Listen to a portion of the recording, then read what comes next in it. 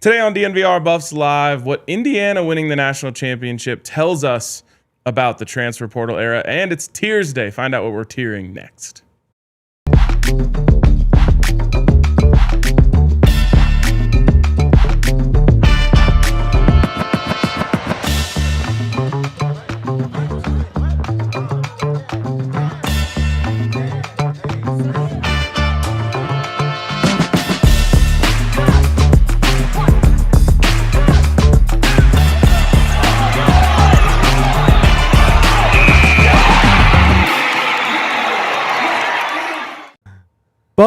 Nation. Let's go. Squad.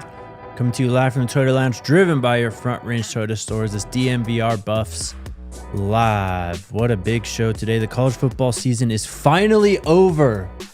Last night, we crowned the Indiana Hoosiers as the national champions. You said that like you happy or something that it's over. That was a hell of a game. But that was a game. Long college football season, too. It was a very long. The playoffs are far too long. Need to compact the schedule, but it was worth the wait for that game. Unbelievable. Credit to Miami for kind of digging themselves out of it, because I thought early we were in for a stinker. Well, I mean, let's just get into it. We got a lot to talk about today. We'll talk about winter workouts starting.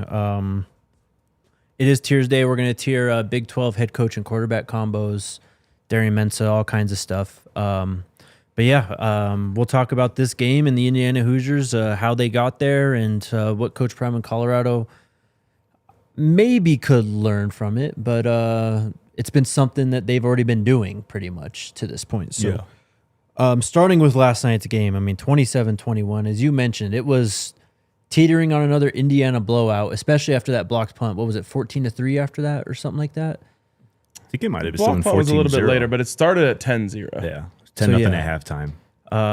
But I mean, I want to start there with the block punt because it could have ended right there.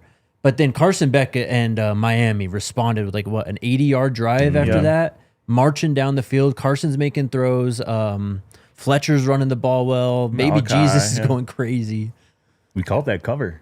Yes, sir, we did. Hey, that was on a knife's edge at the end, too. What was it, a point? It was 7.5 in the 6-point difference. Yep. Well, because Indiana was driving at the end looking like they wanted to put the cherry on top to score. But totally different conversation about game theory. But when I'm head coach, we never kick a field goal there.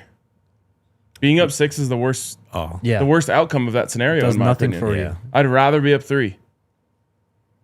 Because if you're up 6, you're saying the only way you can not lose is to win, and so you force them to go for 4th down.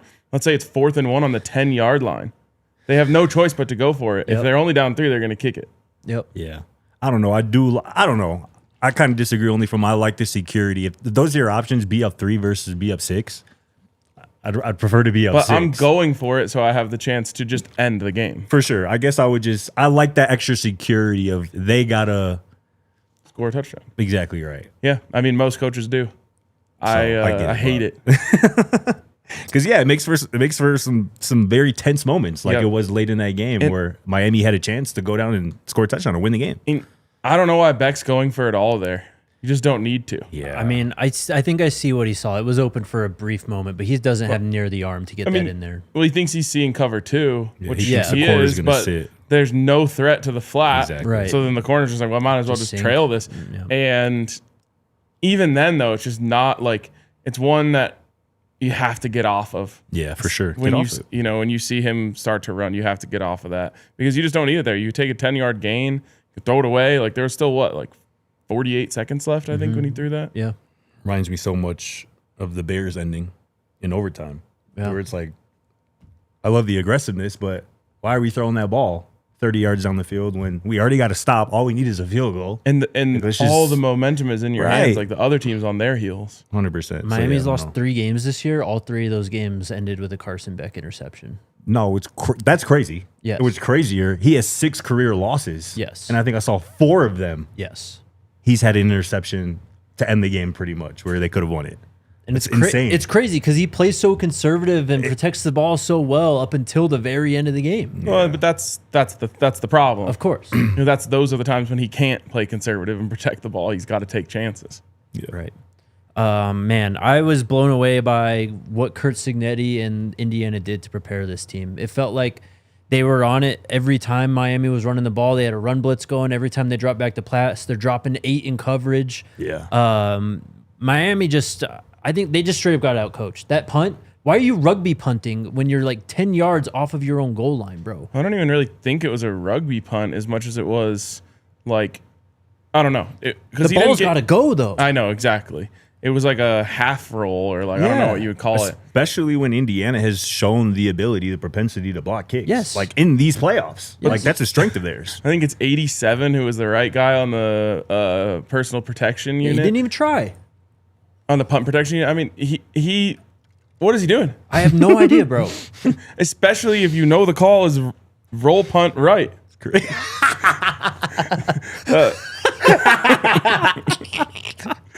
I'm dead. You know what I'm saying? Like, Yes. you have to block the guy who's coming off of that side. Yeah. Totally. No doubt. But yeah, man, Miami it took them a while to get into the game. They were playing so soft on the outside, and Yeah, for sure. Indiana was just taking it all game. And then, they finally start coming uphill, but it's kind of too late at that point. Like, I thought they were setting them up to maybe jump one of those, but that never happened, obviously.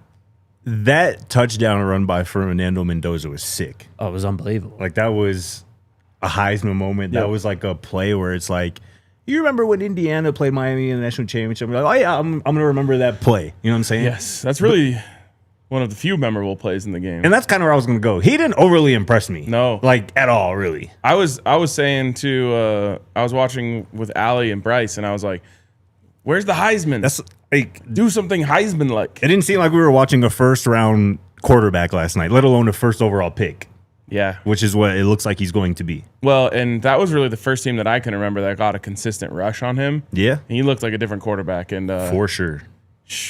if he gets drafted by the Raiders, he better get used to seeing a rush like that. And I'm just trying to think too, like just real quickly, like what his calling card, like his superpower in the NFL is going to be, because he's like not mind. overly athletic. I guess that is it, right? And I think it's going to come down to finding the right coach. And I don't know if maybe Chip Kelly is that. I don't know, but I think Chip Kelly's He's Northwestern. You're right. He's no longer with the Raiders anymore. Have they hired a new OC? They need a head coach. They sure do. So yeah, I don't know. It seems like the margin for error for him is like not very large. Like it seems like he's got to be paired with the right coach. He's got to have weapons around him, and he's got to really be insulated. And that doesn't typically sound like #1 overall pick quarterback. I hear that. I thought he played fine. He went against the best defensive line in the country. He played fine. Sure. Played fine. Ruben Bain is a monster, bro. I mean, they had I'm not gonna say his name. They had to bench the right tackle because it was so bad early on. They were already sliding protection that way and chipping and like doing all these things to make him go all the way around. And he's a freak of nature. But bro. I think that's instrumental though. Like he's going to be seeing Ruben Baines in the NFL. Of course he is. Like every other week. He's gonna have a much better offensive line in the NFL, especially if he ends up in the AFC West. I mean, you're gonna be seeing the Broncos defense twice a year and the Chargers. Chiefs and you know what I'm saying. So like I think that was kind of instrumental. Like he's gonna be playing against demons and twitchy athletes on the other side of the ball. Well, yeah. But we'll see. I kind of hope the Raiders take him. I bet they're you going do. to. They have no choice. They have a choice. They could trade back. They could do the old trade back thing. Who are they gonna? They're playing Geno out there again? Like, Yeah, that's true. what are they supposed to do? There's going to be a Super Bowl winning quarterback on the market for a trade. Oh yeah? Breaking news here. Jarrett Stidham. Maybe. I mean, they already Raider. let him go, bro. Yeah. They might like Malik Willis. Also, no chance Sean Payton's trading Stidham to the Raiders. Hell no. He's under contract after this year. Yeah. By the way, that was Sean Payton's first signing when he got to Denver. Day 1 of free agency. I kind of remember that being a deal made of that, like Yeah. a big deal kind of made of that.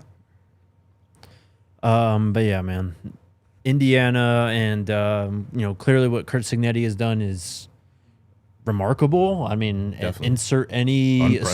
astonishing word. Yeah, it's 16-0. It's the first time in forever. I thought it was funny too. Did you see the clip resurface of Sark last year before Yes, the and season, he's saying like- that like nobody's gonna go Yes. 16-0. Like those days are over. Which what prompted him to say that? I think he was just trying to pump up the SEC. You know what I'm saying? Like if you're playing the schedule, like nobody's going undefeated. Good losses. And Yeah. that was kind of the gist of his Hell comment. And turn around a year later and look at somebody just did it in the Big Ten. But yeah, I mean, clearly it's, I don't know. It's not, is it becoming the standard of college football now? Indiana, I guess. I mean, what they've done in the portal the last few years is something that I think everyone's going to try and replicate moving forward. And as the Exactly chat right. has put multiple times, yes, Coach Prime started it pretty much. He was doing this before Curt Cignetti, but Curt Cignetti won a But that's natty. just Go ahead. using the transfer portal isn't the Cignetti. Exactly. Of course. Exactly. And that's what I was gonna say. Like I think Coach Prime is maybe the originator of the transfer portal, how it's used, and like the rebuild. quantity, the Yeah. rebuild. Like, but I think Cignetti, how he is kind of taking it up a level, is the way he is going about targeting guys, and pretty much we can get into it now, I suppose. He has gone about Cignetti at Indiana, going outside of the Power Four, finding gems in the FCS in the Group of Five. And we can go into this story here. Can we do this before the break, Jake? Can we get into this? Let's hit the break. yeah. Let's hit the break. You ready, Alyssa? All right. Shout out to our friends over at Xfinity and their 5-year price guarantee. Where else can you get a 5-year price guarantee at? Nowhere else in Xfinity right now. You can get reliable, intelligent Wi-Fi connecting your entire house. And the best part, no annual contracts, no hidden fees, and you get their equipment included. You know what it's like when it comes to Wi-Fi, man. It can be just chaos at times, and especially if you're using your own equipment and trying to do that all by yourself, it can get messy really quickly. But if you want all your devices working in perfect harmony, they've got you covered, and they got that equipment taken care of as well. A lot can change in 5 years, right? Championships are won. You have rebuilds, transfer portal classes. In the case of Curt Cignetti, he didn't even need 5 years. Maybe he's just different, though. They would have loved a 5-year price guarantee on him. That's facts, actually. But take it from us. A lot can change in 5 years. Your internet should not. Lock in your price and unlock the possibilities with Xfinity. Learn more at xfinity.com. Xfinity, imagine that. Select plans only. Some restrictions apply. And shout out to the squad, our good friends over at Common Spirit Sports Medicine. This is a message for my athletes, my weekend warriors, and all my people out there who just love to move, man. If you're experiencing a sports injury, a chronic pain, something like that, the Common Spirit Mountain region is home to an incredible sports medicine program, including the new Sports Center Common Spirit Health in Parker, Colorado. This is a team of qualified, passionate providers who specialize in the diagnosis, the treatment, and the prevention of sports-related injuries for all athletes, including some Denver Broncos players, man. This isn't just about fixing what's broken. It's about preventative care, performance enhancement, and getting you back to peak condition, not only safely, but quickly. So don't let an injury keep you on the bench, or even better, let's get proactive about our health. For more information, visit mountain.commonspirit.org. Common Spirit Health, official healthcare partner of the Denver Broncos. All right. Let's get into it. Roster building and how Curt Cignetti did it. Let's get into this. So late last week, Brandon Marcello at CBS Sports, he pubbed this story titled, Curt Cignetti's process fueling Indiana's rise is upending college football, and rivals are taking note. So this one part is interesting. This subhead of the article reads, production and experience over youth and potential for now. So this paragraph reads, the Hoosiers entered the summer of 2024, so before Cignetti's first year at Indiana, with 31 new transfers, but only 6 were from power conference programs. So 25 of those 31 were, again, G5 FCS guys. The backbone of those guys, a lot of them obviously followed Cignetti from James Madison. This part reads, the philosophy was simple and unwavering. Proven production over theoretical upside.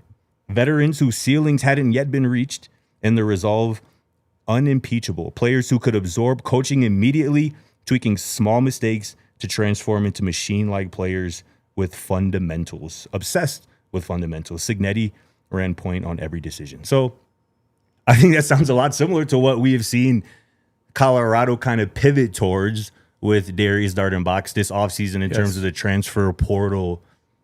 A way to go about this, where we talked about it, targeting more of the G5 FCS guys with proven production, who have proven that they can do it at a lower level, so to speak, that give you enough potential or shown you enough potential to think that they can do it at the next level. And that last part too, where it says Cignetti ran point on every decision, reminds me of what Coach Prime said to Uncle Neely and Chico a couple weeks ago, where he said he's hand selecting all these new guys who are coming in, because as we know, last year Coach Prime after the spring wasn't around as he was dealing with his health issues and whatnot. So I just thought that was interesting, right? Because we talked about it. That's clearly the emphasis for this transfer portal class. I think lately, the last week or so, they've kind of went heavy on the Power 4 guys. But the majority of this, I think 14 of the first 15 transfer additions this offseason were from outside the Power 4. And it worked for Indiana. We talked about it last night as well. Like, NFL talent in that national championship game severely was on Miami's side. And here's another thing that somebody else mentioned in the chat: the blue chip ratio, which I think you mentioned yesterday. Yep. Which is obviously kind of this is the craziest stat. Not made up, but it's a metric that kind of points to how many blue chips you have on your team, and that typically kind of relates which is to 4 or 5 star players. Yes, Exactly. and historically, it's had a threshold where if you have no one has ever won it under 50% of their roster. Yes. Indiana had only 7 4-star high school recruits on this roster, Which was 8%. 8%. Never had fallen below 50. They were 42 points below that. And not only did they just win a national championship, they just went undefeated throughout the Big Ten with, again, not a lot of high caliber talent, not a lot of 5-star, 4-star blue chip talent on the roster, but they went on to these lower levels. They found guys who, with production, with potential, who fit what they're trying to do. And I think that's kind of what we've seen Colorado pivot towards over the last couple weeks ago since the portal's been open. Yeah. And then does that article point out the average age of the Indiana players? So this part says Indiana's 22 starters on offense and defense average 4.3 years of college experience. So not age, but pretty much they're all seniors minimum. 4.3 years of college experience. 7 players have played 5+ seasons, 4 are in their 6th year. Yeah. I mean, we're talking about a sport that conventional wisdom tells you get to play for 4 years. Yeah. Mm-hmm. The average player on starting for their team had been in college. This is their 5th year of college. Here's one more. The average star rating assigned by 24/7 Sports for Indiana starters, 2.95. Yeah. So to me, that's the other part of it. Is it's not just production. It's not just, obviously the goal is not to get low star players. Yeah. The goal is to get grown men. Yes. Sure. These guys are 22, 23, maybe in some cases even 24-year-old players. They are playing against 18, 19, 20-year-old players in a lot of cases. And while in most cases, those 18, 19, 20-year-olds probably are more talented, more gifted than these guys. They don't have nearly the experience. They haven't seen nearly as much, and they're not as equipped to learn or implement ideas and really like follow a structure. A lot of them are just, for the first time, living in a world where their parents don't wake them up for school every day. Right. Totally. I mean, it's a very valid point, and you've seen it in the NFL too. We've seen it firsthand. Bo Nix played 60-some games in college. For sure. You know what I mean? Like, definitely. That experience, man, it means everything. It's why I think Miami made it, is because Carson Beck was at the helm, right? You had such an experienced guy really driving the car and getting you there. Obviously, he let them down in the end, but like, they don't get there without him, right? Like, and it's just what it is in college football now. I mean, with the COVID years and that stuff, kind of coming to an end, it's just a bunch of older players right now. Yeah. There's a quote from Cignetti in here, kind of piggybacking what you're talking about. There's no question about it that a 22-year-old is a little wiser, older, bigger, stronger. And in this other part too, only 2 Indiana starters were blue chip recruits out of high school or from the transfer portal. Their center, who transferred from Notre Dame, and Mendoza, who was a 5-star transfer, not out of high school, but that's it. That's crazy that he went from 2-star Or that's what he said, which I don't even think they give out 2 stars. Right. Yeah. That's just below 3-star. I mean, 2-star to 5-star transfer. Yeah. he only got a walk-on offer from Miami, and he was playing high school football out there. Yep. And his dad played football with Mario Cristobal. Yeah, Teammates crazy. in high school. Insane. And now his brother's gone, too, by the way. Yep. Brother just entered the portal today. Yeah. Why? Because they brought in a grown man to play quarterback. Exactly. Yep. Yeah, Anything crazy. else from that? 16 of their 22 starters were transfers. This is how they built it. They built it through the transfer portal. They built it by identifying guys with production who they think fit this system. What Curt Cignetti is trying to show every Saturday, every weekend, and whatnot. And obviously, coaching plays a big role in it as well. Yeah. Right? It's not just about identifying talent, but it's also about developing them further once they get to your building. And it's certainly what Cignetti and the rest of his coaching staff at Indiana has done. But I like that Colorado has seemingly taking on this approach, right? Because something had to change after the last 2 years. Colorado isn't new to the transfer portal. They're not following the Curt Cignetti model of going into the transfer portal, but they are taking some of these approaches where you're focusing more on the FCS guys. Yeah. Not only are you going to find gems, but it's also more cost efficient. Of course. But, You know? with all that, though, I think there's an aspect of this that doesn't get talked about when it comes to Curt Cignetti. And it's the fact that he was at JMU before, right? Yeah. And the fact that he was able to bring over a lot of those, I don't know what the number is in terms of the players he brought over from JMU 2 years ago, but it was easily double digits, right? Yeah. Like that's really the crux of it all is he's been coaching for so long. He's been doing this, right? He brought over 13 from JMU. Exactly. So he's been scouting, like kind of developing this method. And obviously he was able to hit the ground running when he got to JMU and IU with the portal, right? Yeah.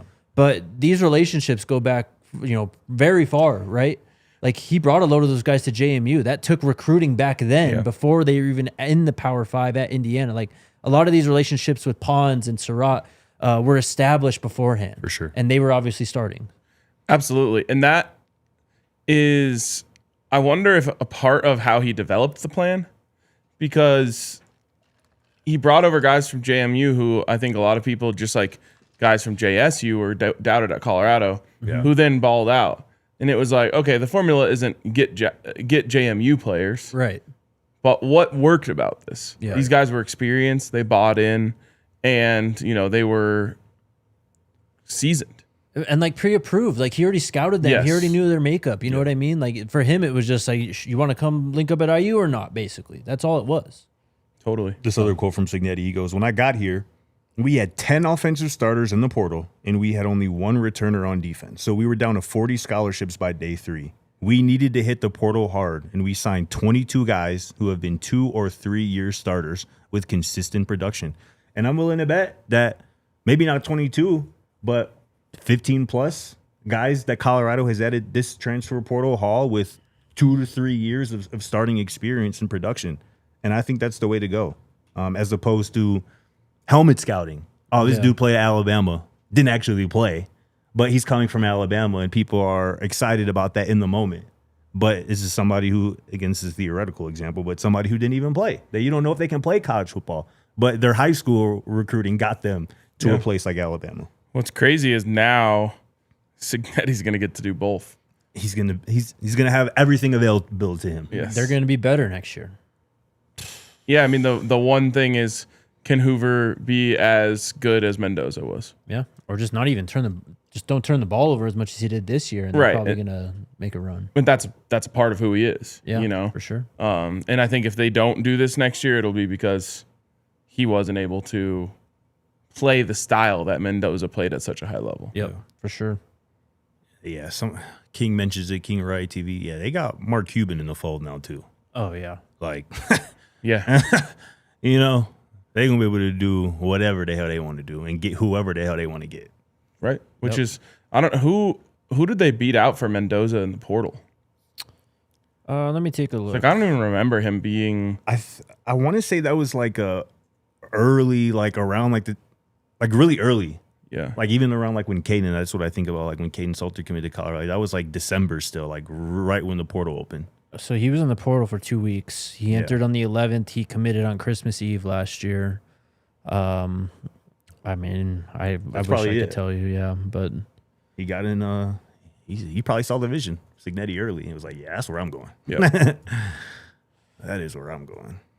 Yeah, and I think the other thing that I find really impressive about what Cignetti has done is like no one has talked about getting the team to mesh once. You know, a team Facts. full of transfers. It has never once been a conversation at all for them of like, well, they weren't able to get it all together. Like, Yeah. I don't know what the secret sauce is there because I know it's a challenge. I know it's a challenge to bring together a bunch of people who are just meeting each other for the first time in spring ball or then in fall camp and get them all to believe in each other, like each other, love each other even. And like that just hasn't been a conversation for them whatsoever. I think part of the reason maybe that they were able to gel so quickly, this is actually a quote in this article from Mark Cuban. He goes, he put together a team, talking about Cignetti. He put together a team where players knew their roles coming in. A coaching staff that could take those experienced players and mold them quickly in an organization that understand exactly how to get the pieces they needed. And I think that's important as well. Like having guys come in, know a role they're playing. And I think we've talked about that with a couple of guys, like Samu, who we talked about the transfer who they just flipped from Florida defensive lineman, big fella, boy. 375 pounds. yep. You know what his role is going to be. And he knows what his role is probably going to be. Some of these guys that they brought in on offense, and I think that's why Brendan Marion is also going to be big as well, helping these guys identify what your role is, what we're going to be asking you to do this year. Yeah. How can you help this football team this year? This is Right. what we're going to ask you to do. And I think the more you can have clearly defined roles, the less you have maybe some jealousy or some uncertainty within a locker room. Like, no, that should be me. I should be getting those carries. That was clearly not evident at all in Indiana. Right. You know what I'm saying? Everybody knew the role. Everybody knew what they were going to be asked to do on a given week. And it also goes along with having older guys too, who know their role and are willing to accept that and play that I role. mean, they're just more mature. They're just going to Right. be more willing to accept what the coaches say, frankly. Going back to Mendoza. So this is from Chris Hummer and Matt Zine. It's the day before Fernando Mendoza committed. Fernando Mendoza quietly took visits to Georgia and Missouri in recent days. Penn State was in the picture. Wow. But they end this by saying Georgia and Indiana both remain teams to watch for Mendoza, whom several schools consider to be the top portal quarterback in this cycle. The first of Mendoza's 3 visits was to Indiana, where his brother's a freshman quarterback. There was also belief that Miami may end up getting involved as well. He, of course, committed to Indiana the next day. Wild. That's crazy. Crazy, huh? All right. Let's move on to Tiersday on the other side of this break. Shout out to our friends over at Toyota, the most reliable, versatile, dependable vehicles on the road. For generations, trucks have been part of their DNA. They just build strong, durable, dependable trucks. I mean, can get any job done, and they've got tons of options available. Maybe a truck isn't exactly your thing, but you still want available all-wheel drive or four-wheel drive. You can check out the iconic 2025 Land Cruiser, but they have 17 models with all-wheel or four-wheel drive capabilities. Toyota also offers more low and zero-emission vehicles combined than any other automaker. You've got tons of options there as well. And even if you want to blend a little bit, you got the Tundra iForce Max hybrid truck. That thing is sweet. Go check it out. But they're just reliable, man. They've been there for us. They've been hanging out with DNVR for a few years now. They've helped us in some sticky situations as well. So visit your Front Range Toyota stores at a location near you. AutoNation Toyota, Arapahoe and Centennial, Corwin Toyota in Boulder, Groove Toyota in Littleton, Mountain States Toyota in Denver, Stevenson Toyota East in Aurora, and Stevenson Toyota West in Lakewood. Toyota is a proud partner of CU Athletics and the official vehicle of DNVR. Let's go places. Not sure if you've heard. You probably have, but I haven't had a chance to talk about it yet. Our guy, Nikola Jokic, tried the quesarito. Yeah, he did. And it's just like, if he's tried it, what's stopping you? You know, I recommend going steak.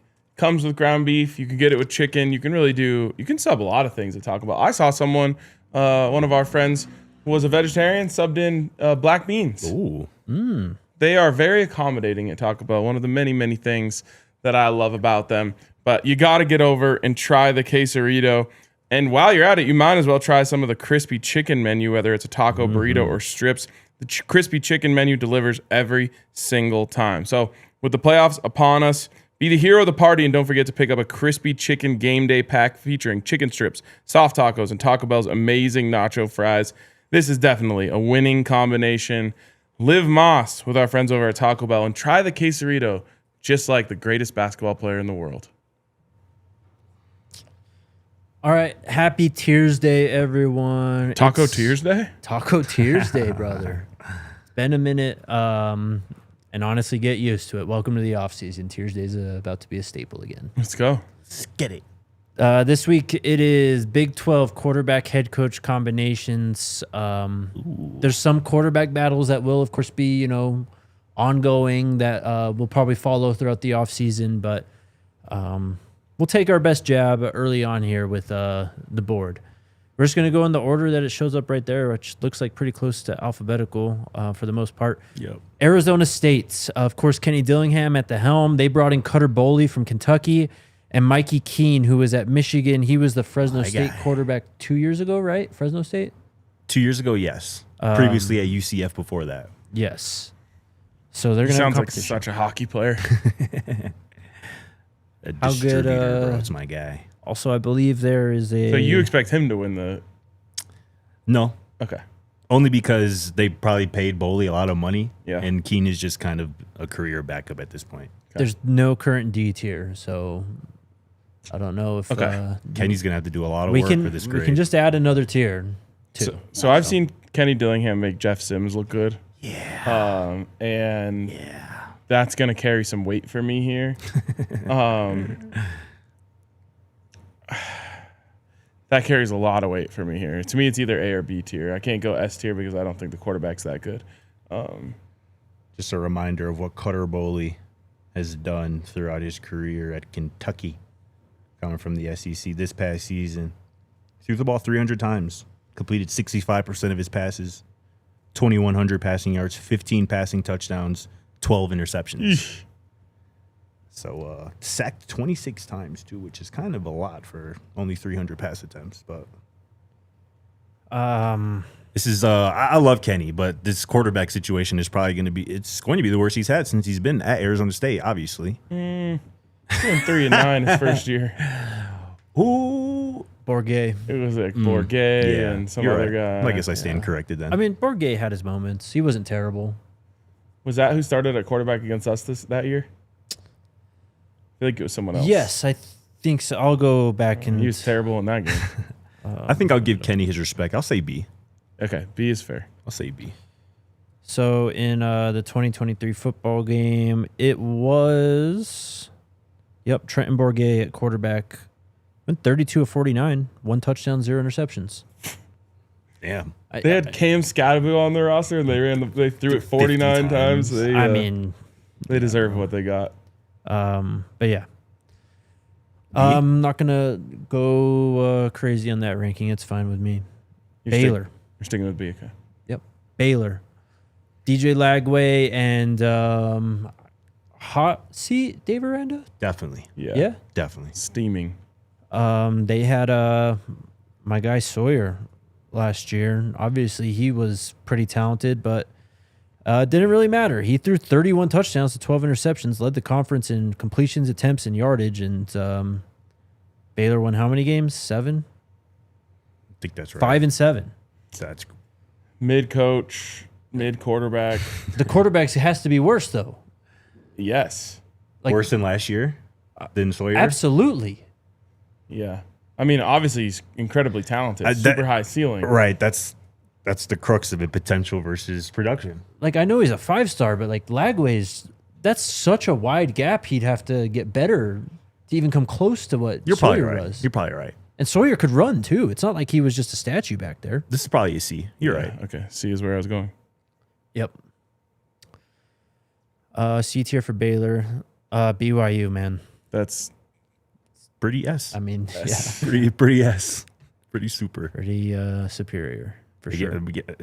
Jake Retzloff having that situation was such a blessing in disguise for that BYU football program. Set their program up for 4 years. Literally. That's such BS, man. Literally. And Bear was straight up good this year as a true freshman. Yeah. And yeah. And just like operating the system really cleanly, and he's just only going to get smarter and stronger. Breaking: Indiana transfer quarterback Alberto Mendoza is committed to Georgia Tech. Interesting. It's official. The thing with Bear, though, he's got to stay healthy, though. Like, he can't, be playing with reckless abandon too much. Did he get hurt? No, but it's just, I mean, he had an ankle late in the year because I remember in the championship game against Tech, he hurt it, and then in the bowl game, he hurt it early as well again. He's just got some Haynes King, IDGAF type of attitude. For sure. That's like a freshman naive mindset. Yeah. Next is Cincinnati. Cincinnati's quarterback is likely going to be J.C. French IV. He was Georgia Southern's quarterback the last 3 years, had some solid stats. He's turnover prone, though. Can run the ball a bit as well. Last year at Georgia Southern, completed 64% of his passes, 20 touchdowns, 8 interceptions, just below 3,000 total yards. Ran for 300 yards on 133 attempts, which is quite a bit, only 2.4 yards per carry. Yeah. And 6 touchdowns, though. Sounds like a Sorsby. I'll try and find this. Hold on. No, don't worry about it. It's C. Seems like a C. I mean, Satterfield, they got worse at quarterback, and I think Satterfield is still kind of a middling coach in the conference. I would be tempted to drop it down. I could be talked into it. But I think that maybe I underestimated Satterfield this year. Yeah. I didn't think they were going to do anything. They kind of fell off. I also would be lying if I said like, oh, Sorsby was so good and that's a drop off. Like, I don't feel that way at all. So yeah. This guy took 30 sacks last year. Looks like sacked 7 times versus JMU. Yikes! I wonder if Manny Eziogu had a sack that game. Probably did. We're saving CU for last, or do we just want to do it? No, let's do it last. Houston, Wegman is back. They also have 5-star Keyshawn Henderson in the fold. Willie Fritz is, in my opinion, one of the best coaches in the conference. But from a pure recruiting standpoint, that has to be a top 3 quarterback room in the conference. But like overall stars. Like talent composite or whatever. Exactly. B. I'd be willing to say it's almost A tier. I mean, I was... Okay. I'll let Scotty be the tiebreaker. I think it's B. I mean, I kind of got to put some respect on Willie Fritz's name a little bit after last year. And I think we would agree that their quarterback room is better than Arizona State's, which is B tier right now. So it might be A. All right. I think I go A. Live with it. Iowa State. Did you ever figure out what's going on here? So they have a couple different options, a couple different transfers. They have Isaiah Marshall, who is returning. He pretty much is unproven. He has attempted 3 career passes. He has been at Kansas, though. What are the numbers on those 3? I'm not going to look that up. You can guess. Use your imagination, I guess. And then they also brought in a transfer. What's this brother's name? Anyways, they do. Jimmy Rogers is their new head coach, so he's coming over from Wazoo. It looks like they brought in an Arkansas State transfer quarterback. His name is Jalen Rayner. Looks like kind of a dual threat guy. I'm trying to find some stats. What do you mean by that? I'm just looking. Well, the picture of him is him running. He look athletic. I ain't gonna lie, and it is a brother. So, but 2025 this past year, 3,300 passing yards, 66% of his passes were completed. And then it says right here, dual threat quarterback, 423 yards on the ground as well. So over 4,000 total yards last year at Arkansas State. So looks like it'll be between him and the incumbent backup. Rogers, best I can offer is C. Yeah, Rogers went 6-6 at Wazoo. He does have a nice overall record of 33-9, going back to South Dakota State, and actually that's it, just South Dakota State it looks like. But all right, hold on, I mixed that up. The Arkansas State stuff, all I said is true. He is committed to Iowa State, but the other guy they got is Zane Flores from Oklahoma State, transferring to Iowa State. He also hasn't played much at all. Good luck, Iowa State. So, yeah. Okay. the Kansas guy I mentioned is going to be Kansas's incumbent starter. So, yeah, those two guys. Pretty bad, unproven quarterback room. They had to have the worst offseason in the conference, right? So is D or F I think it's in play. in play here? Yeah. I don't know anything about their coach. So mean, I think F is on the table here. I don't know if there's not much to go. I mean, I think he did win a title in At South Dakota State. Yes. Yep. But I mean, we'll see. Who knows? All right, let's take a quick break as we're about halfway through. Do some Taco Tuesday. Here we go. Taco Tuesday! We're doing it, baby. Got the Old Supreme Lux Box here. A little beefy 5-layer chicken chalupa, a little beef crunchy taco, and of course the cinnamon twist. You going hot sauce, Yaya? I gotta go hot sauce, baby. It's the best way to do Taco Bell. I'm starting with the taco. Tacos are goated. Can never go wrong with these bad boys. Ooh, that shit squirted all over me. Oh yeah, I'm starting it as is. We'll go with hot sauce after. I mean, it never fails, man. The chalupa's elite every time. So good. Every time. Taco Tuesday. Go to your local Taco Bell. Tell them we sent you. Taco Bell. Live Moss, baby. All right, shout out to Dre and Yaya for Taco Tuesday. Shout out Taco Bell as Taco well. Bell, man. I'm very hungry, so let's wrap this up so I can get some Taco Bell. I like Alyssa giving her opinion on Kansas here. Oh, Alyssa. What did you think? No. Hey, you don't even have to move it, I don't think, though. You can leave that thing right there. As far Let's as talk I'm about it. concerned. I mean, it's still, what's his name? Still Lance Leipold. Somehow. What's his career record now? Well, hold on. What? Go ahead. You gotta give this guy some credit for the program that he took over. The program that started with 5 wins, that he finished with 5 wins the last 2 years? Bro. Thank you. All right. Bro has not done anything overly impressive. What was their record the 3 years before he got there? I'm sorry. I was looking at his record at Buffalo. They were 2-10 when he started in 2021. Okay. He took them to 6-7 the year after, 9-4. Obviously, their great year. It's been 5-7 the last 2 seasons. His record at Kansas now is 27-35. It's pretty good for Kansas. I guess. So were you like this? I just mentioned their quarterback situation. They're gonna probably be going on a returner, Isaiah Marshall, the 3 career passes. I mean, and they also added a Rice transfer. This kid's name is Chase Jenkins at Rice this past year. Also didn't have much production at Rice. 1,025 passing yards, 9 touchdowns. Also ran for 531 yards at Rice. a dual threat, you say? A little dual threat. I mean, C? D? If you want, yeah. Well, there is We no don't D. have D. C or F. That's it. I mean, she can just delete the F and put D if she wants. But. No, I mean, if What say I you, got Jake? C. What say you? He got F. Bro, nothing about this team moves me at all. I'm sorry. Okay. Don't apologize to me. I want everyone to fail. Just saying. Might be a long offseason of KU disrespect here on the show. Alyssa knew. She put him in the she right did spot.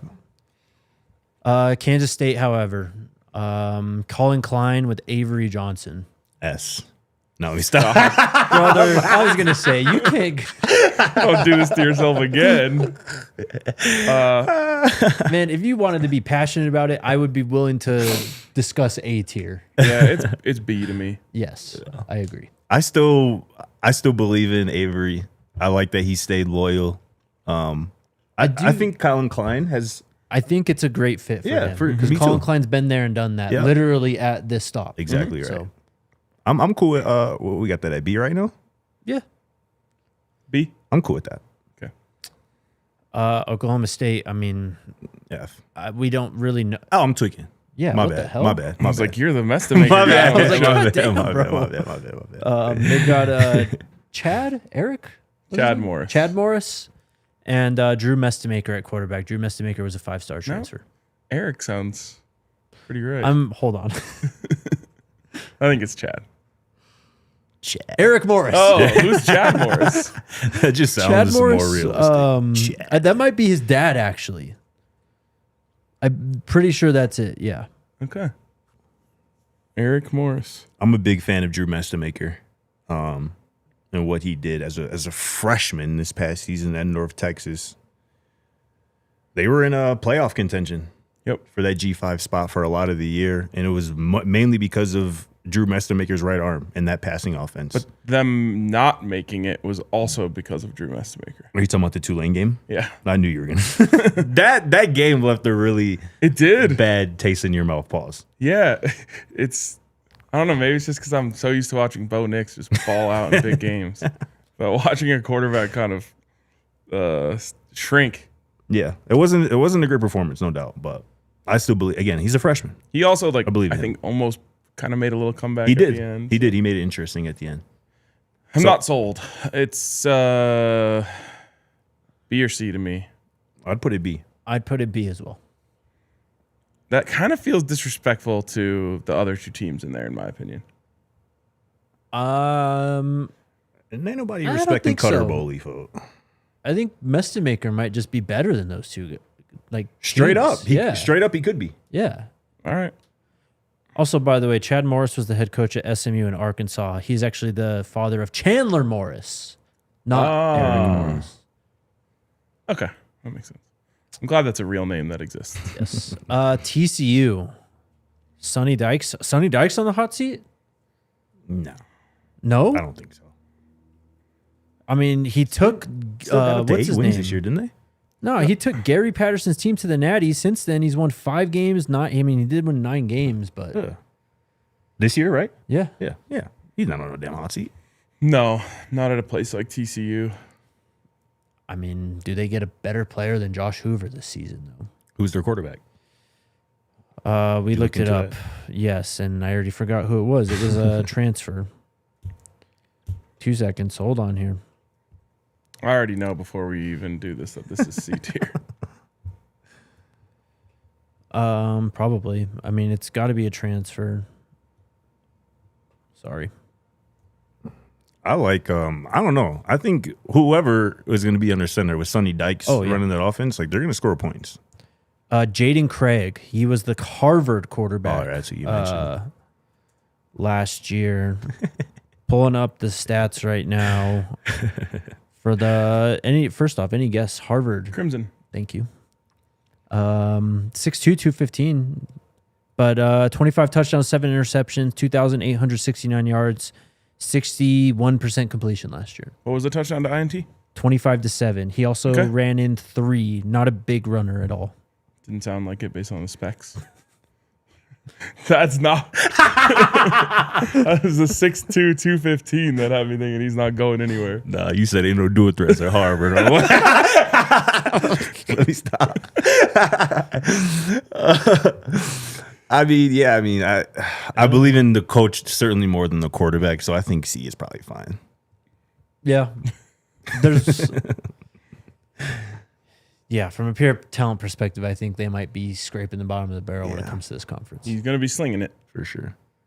Texas Tech, Brendan Sorsby, Joey McGuire. A. It's fair. But it's not really about those two. I don't know how to handle this. The supporting cast is going to be so elite Yeah. that those two are going to end up looking really good. I'll put some respect on Sorsby's name. He was really good at just playing the position last year. I mean, I don't know what he finished with, but for a while, I think we got into November, he only had 1 interception. Yeah, and it was that in the opening game against Nebraska. Exactly. He went on a little run late in the year with interceptions, but He also ran for 500, almost 600 yards and 9 touchdowns on the ground. So he That's finished impressive. the year with 36 touchdowns to 5 interceptions. This is a clear upgrade over Baron Morton. that's literally what I was going to say. Like straight up, No? I think Sorsby is better than Baron Morton. So Same guy. No way, bro. Same guy. they're close enough for you to say that, but I do think Sorsby's Just better. wait until they get to the playoff next year. Okay. It's going to look the exact same. It could we'll be. get to see him in person next year. Yep. Here. But they're just going to have so many good players on the team that, sure, they'll win a bunch of games. Mm-hmm. They'll probably make the playoff, and then they'll get smacked around again. I like Sorsby. UCF. Did we ever figure out who Scott Frost's quarterback is? I don't think we did. What was their final record? So UCF, actually, I think a lot better than many people yeah. thought they would end up last year. They ended up going 5-7. It was rocky at times, but I think they wins over Jacksonville State, who played in their conference title game. North Carolina A&T, who they ran through. They beat North Carolina 34-9 in the non-conference slate. Big win over West Virginia and a 3-point win over Oklahoma State. They hung in there against Houston. That was a 3-point game. That's really... That was the game. Wasn't that the game where I was dogging Houston and then they came back and pulled it out of their ass? Probably, yes. I think that was the last minute field goal. Yeah. Yep. We have a name. Yes. Remember, they got Alonze Barnett from JMU, the JMU quarterback, who was obviously led them to the playoffs this year.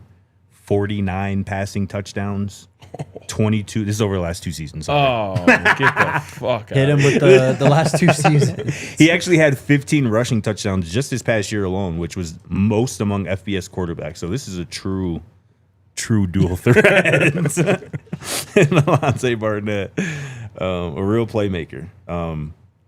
Could honestly potentially be one of the better quarterbacks in the conference this year.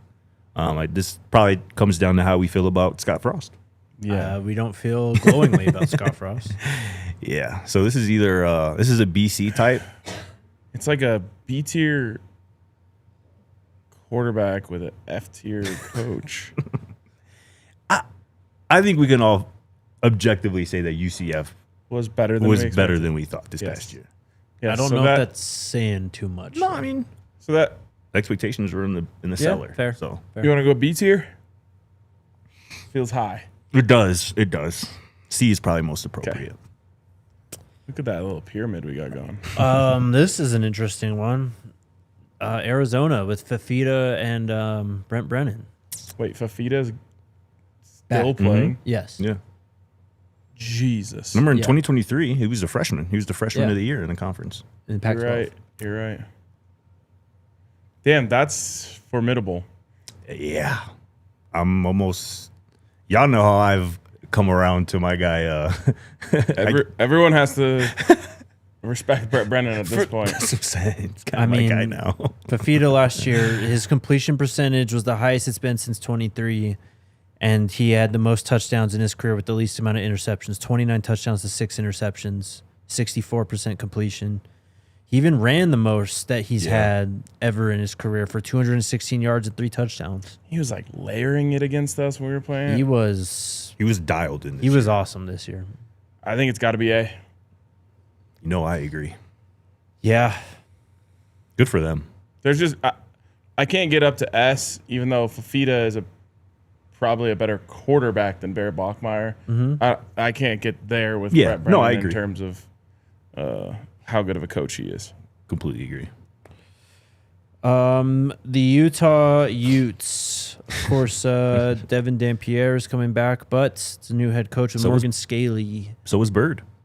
Oh, and Bird's back too. Yep, Bird Ficklin. Morgan Scaley's more of a. I think he was their DC, right? Yep. So, and they lost their offensive coordinator too. I know this is just head coach, but it's different. It's gonna be interesting to see what he does there, and kind of how that team looks and performs after the Kyle Whittingham era. I really like both of those quarterbacks, Dampierre obviously, and Ficklin, who was really explosive. Do we think Dampierre starts the whole year? No, I don't know if Dampierre's the week 1 starter. As much as I love Dampierre, I don't know if he's the week 1 starter because Bird was that good. It would be crazy for him to stay there if he's not going to start week 1. Yeah. What I saw, I think Bird's a more accurate thrower and is more dynamic as a runner. I agree. I just think that promises had to be made. Yeah. Now, whether they're kept is a whole other story, but like Dampier could be a starter at 40 schools. He could have got a bag. 100%. Yeah.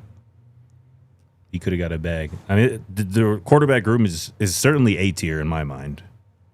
And I guess it just comes down to what we think Scally might do, but I think A is probably appropriate, honestly. I'm not willing to give the credit to the newcomer coach. Okay, that's fair. I think that the football gods are going to punish Utah greatly for fumbling Kyle Whittingham.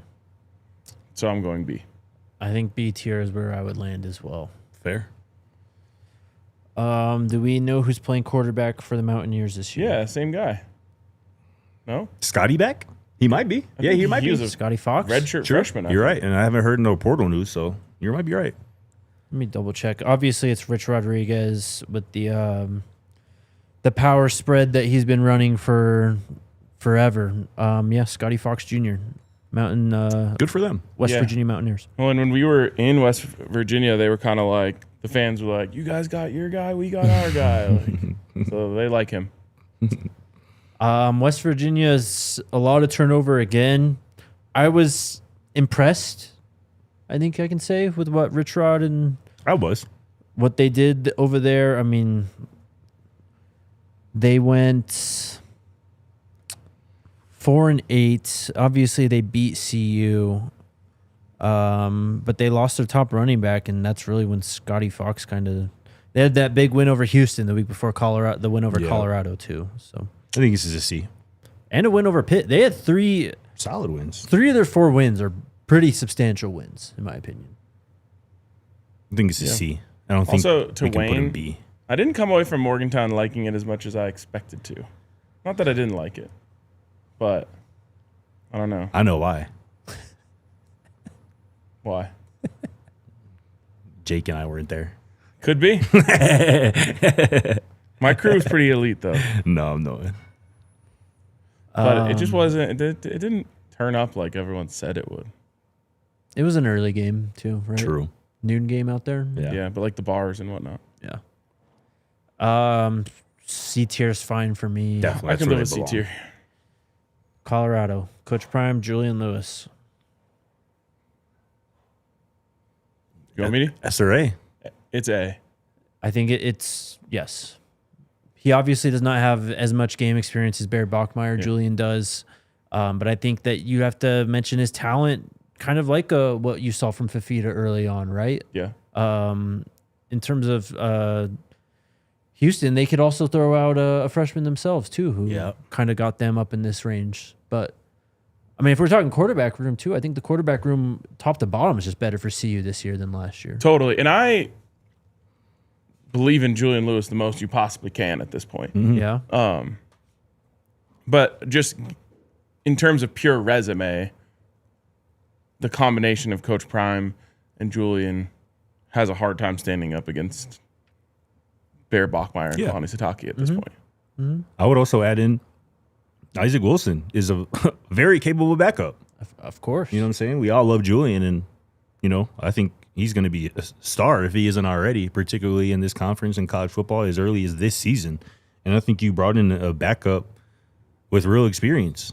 Also, a young guy, too, though, still, you know what I'm saying, who's played some games even with being a young guy in college football. So I like where this quarterback room is at. Yeah, I think that's a perfect spot for her. I could have been talked to the S, to be honest with you, just because that's how I think about Julian and what he's going to turn into. I agree. I mean, I like how a lot of people weren't here when we started this tier list, so they don't know that we're doing coach-quarterback combination. yes. Yes. If you told me, this time next year, Julian was the most productive quarterback in the conference, it wouldn't shock me at all. No. And that's what I was going to say. So much potential for this to be S tier next year. Yeah. And we mentioned a lot of like offensive play callers and whatnot. So you have to mention that Brennan Marion is here. And if we were doing like OC rankings, I would probably have Brennan Marion in my S tier. I mean, of course. So Yeah, no doubt. Just look at Marion's quarterbacks, who he's coached. They have all done very well, season by season. Yes. Going back to Howard. Yes. And including even last year at Sac State with a quarterback at Cardell Williams, I believe his name is, not of a strong passer, by any means, certainly not in the Julian Lewis category, but he was plenty productive and plenty good enough for them to go from 3-9 to 7-5 last year. So I trust Brennan Marion's quarterbacks, especially if they have the talent that Julian Lewis does. It's going to be so fun. I just can't wait to watch us just racking up points. It's going to be a lot of points, a lot of yards in Boulder this year. Be a lot different than last year offensively, no doubt. Just explosive plays and the crowd pops. And A all run that. game, brother. Yeah. A 4-yard run. You're going to see some 40-yard runs. Oh. Facts. Say less. That was fun. If you didn't like it, go ahead and make your own tier list. We'll be back tomorrow. We actually have a lot to talk about that we didn't get to today. So, should be fun. Welcome to the off season officially. We'll get through it together. Let's go Buffs. Let's go Buffs, baby. We all silly like the mayor.